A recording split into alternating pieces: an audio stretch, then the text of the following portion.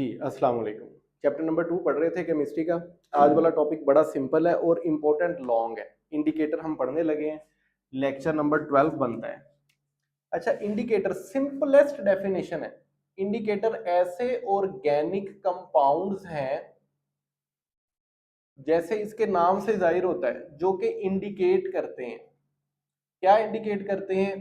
PH of solution, solution की pH कि आया कि वो वाला एसिडिक सॉल्यूशन है या बेसिक सॉल्यूशन है।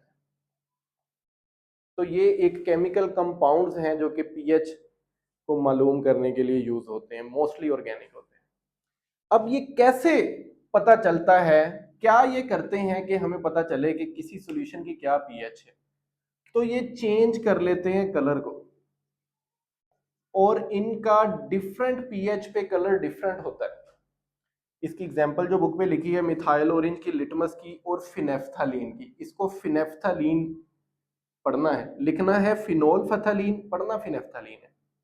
तो मिथाइल ऑरेंज जो है ना, ये 4 पीएच तक इसका कलर रेड होता है, यानी कि एसिडिक सॉल्यूशन में।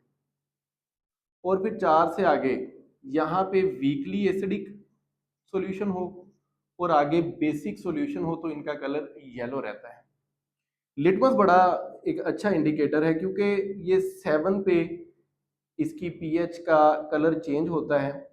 तो ये एसिड में रेड है और बेस में ब्लू है। बच्चे उलट लिख देते हैं, तो इसका मैंने एक रट्टा बनाया है कि बेस शुरू होता है बी से और ब्लू भी बी से। तो आपने ये याद रखना है कि ब्लू कलर बेस में होता है।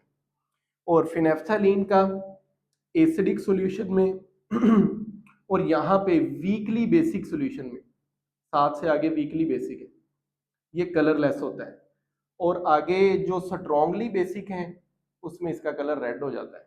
तो हम ये एमसीक्यू भी करेंगे कि मिथाइल ऑरेंज का किस पीएच पे कलर चेंज हो रहा है? 4 पे। लिटमस का किस पीएच पे कलर चेंज हो रहा है? 7 पे। फिनेफ्थलीन का किस पीएच पे कलर चेंज हो रहा है? 9 पे। तो ये एमसीक्यू भी करेंगे और ये इंपॉर्टेंट लॉन्ग भी है, डेफिनेशन भी आ सकती है, तो एग्जांपल लिखेंगे। यूनिवर्सल इंडिकेटर क्या है? अभी हमने एक इंडिकेटर को पढ़ा, लिटमस, उसका 1 से 7 पीएच तक कलर रेड ही रहता है। तो हमें ये तो पता चल जाएगा कि ये वाली चीज एसिड है, लेकिन एग्जैक्ट पीएच नहीं पता चलेगी।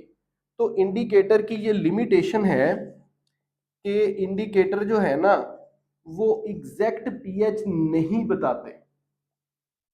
तो फिर हमने क्या किया, इस प्रॉब्लम को सॉल्व करने के लिए यूनिवर्सल इंडिकेटर हमने बनाए। यूनिवर्सल इंडिकेटर क्या है बच्चे? ये होता है mixture of different indicators.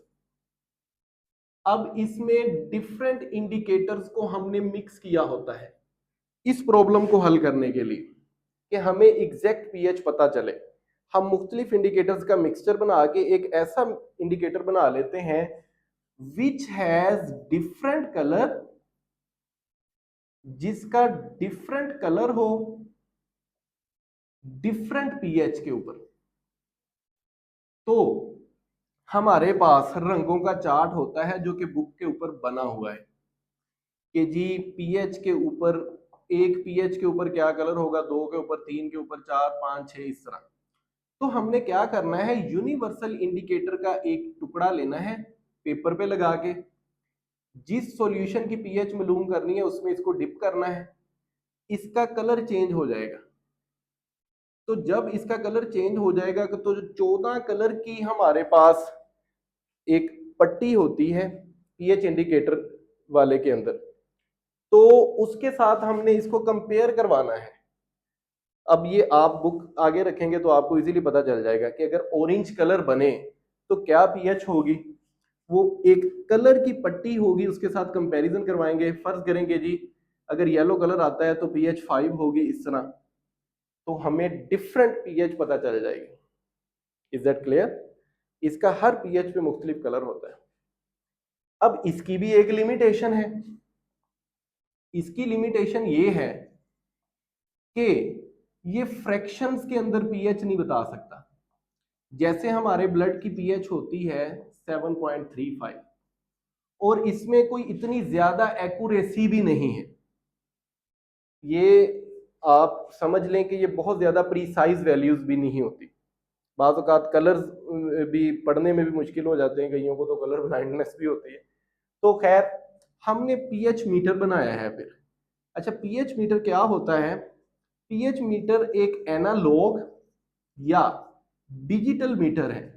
Simple है ये, बहुत सिंपल, कि ये एक मीटर है और उसके ऊपर रीडिंग्स हैं ऐसे, ठीक है, 14 तक, और एक निडल है और साथ एक वायर लगी हुई है इस मीटर के, और उस वायर के साथ एक लगा हुआ है इलेक्ट्रोड।